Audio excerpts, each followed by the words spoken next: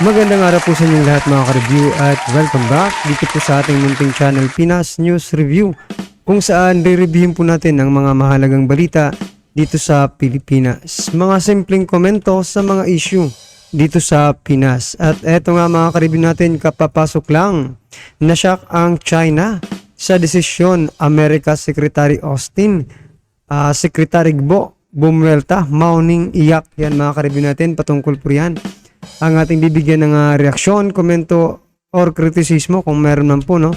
Ang balitang ito ay mula po kay Siler News TV. Yan mga ka-review, nasa description po ang full video link ng balitang ito.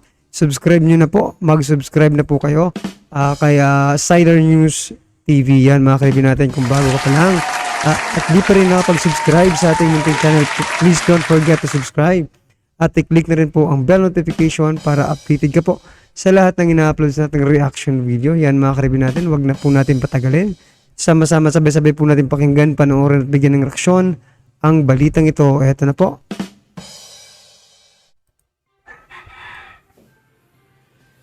Amerika hindi sinunod or binaliwala ang mga statement coming from China na huwag makialam dito sa Pilipinas at sa West Philippine Sea. Yan po ang mensahe ng tagapagsalita ng Foreign Minister ng China na si Mao Ning, na hindi daw dapat makialam ang Amerika sa Pilipinas.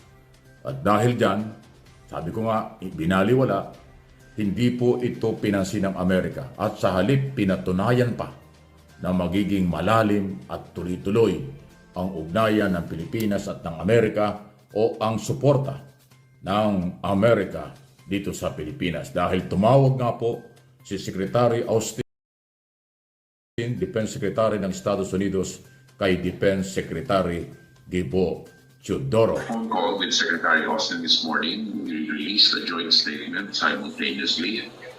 In this call, he reiterated President Biden's statement of the ironclad guarantees of the United States to the Philippines based on our mutual defense treaty and the ironclad support. Actually, the term he used was laser focused on the alliance between the Philippines and the United States. We once again reaffirmed that the purpose of our joint operations really is for the upholding of a rules-based international order and international law. We agreed to let our staffs talk, respective staffs talk on increased bilateral interactions and activities and multilateral actions and activities. Finally, we talked on other matters of mutual cooperation and concern. We agreed to open the lines once again for further exchanges, and we will see each other once again in Jakarta in the sidelines of the ASEAN Defense Minister meeting. Right. When is that? Yeah, so malinaw. Ayan, no? Napakalinaw nung sinabi po ni Defense Secretary Gbo Teodoro yung ilang detalye ng pag-uusap nila ni US Defense Secretary Lloyd Austin. So, alinaw, no? Yun ang pagpapatunay doon sa sinasabi kong hindi pinansin, binaliwala ng Amerika yung sinasabi ng China na huwag makialam sa Pilipinas. Sa katunayan, sabi ni Secretary Teodoro doon sa kanyang video, ayan naman, narinig ko sa inyo, lalo pang mas mapapadalas ang communication, tawagan, makikita pa nga sila next year yata sa isang meeting na gagawin dyan sa Indonesia. So yan mga ka-review natin, talagang di ba, binaliwala nga ng US itong pakiusap ng China na huwag makialam dito sa West Philippine Sea. Itong si Mao Ning, no, mga ka-review, iyak dito sa nabalitaan niya siguro itong balitang ito. Kasi palagi niyang sinisiraan yung Pilipinas, no, mga ka-review natin. So eto na, pahiya kayo kasi hindi kayo kinampihan ng China, no, sa desisyon ng China, US na tulungan ang Pilipinas. Dapat lang din naman tayong tulungan ng US, mga ka-review, kasi di ba meron tayong treaty, yung EDCA, mga ka-review natin. Anong silbi ng EDCA kung pababayaan din lang naman din tayo, no, ng US. So, ano, yung sinasabi ng China na walang pakialam ang US, hindi dapat makialam yung US dito sa West Philippines eh. Aba, hindi po yun pwede.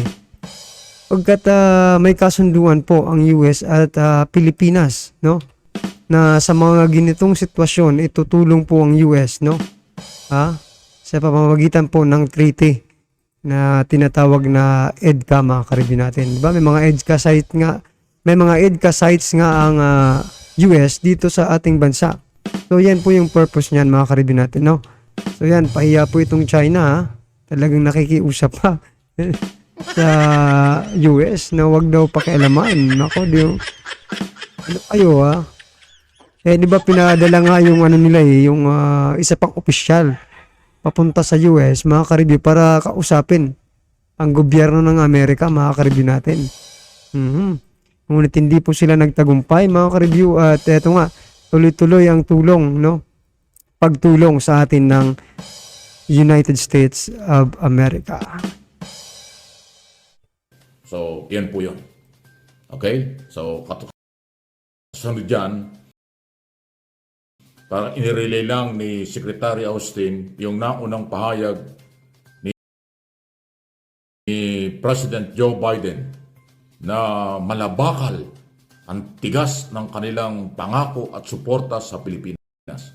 Paano mo tutunawin yung kasing tigas ng bakal na paninindigan ng Amerika para tulungan ang Pilipinas sa ilalim ng Mutual Defense Treaty?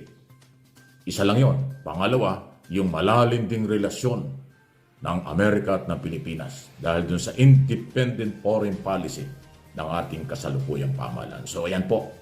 At palagay ko ay ano man po ang pagbabaluktot, ano man po ang paglilinlang ng mga pro-China dyan, o nasa social media, mga personalidad, mga abogado pa yung iba dyan, huwag na kayong magpapapaniwala dyan.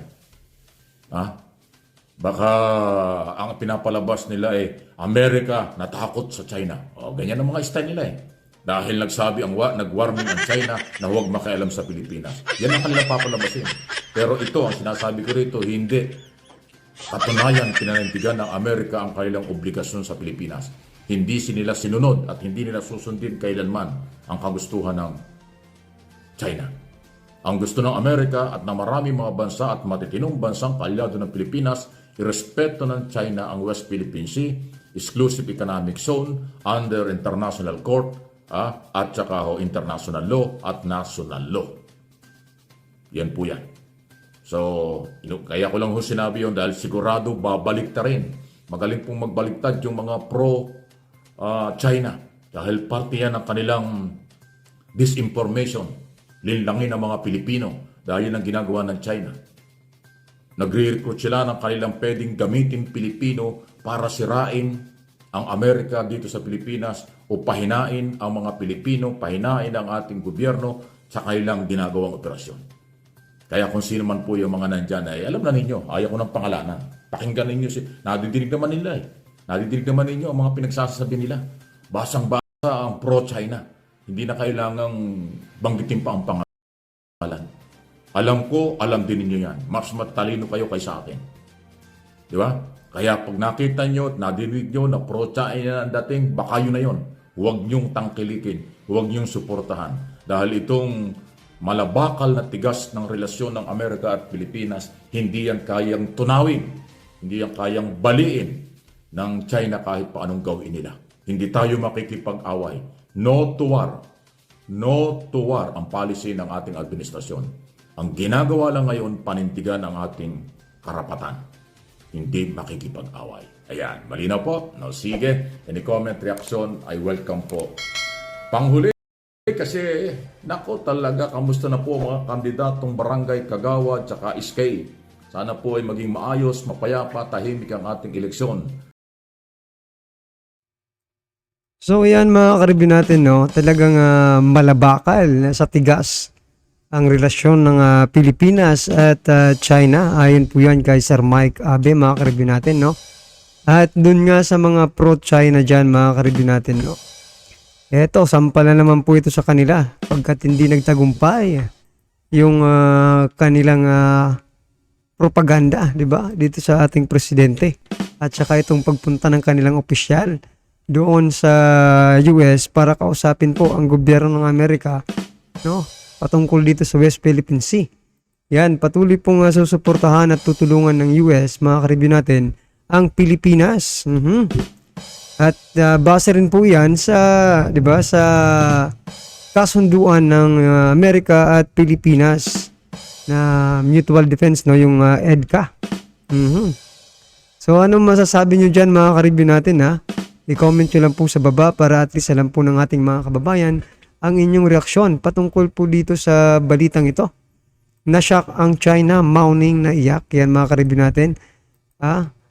At kung bago ka pa lang at di pa po nakapag-subscribe sa ating munting channel, please don't forget to subscribe. At i-click na rin po ang bell notification para updated po kayo sa lahat ng ina-upload sa ating reaction video. Yan, mga ka-review natin, no?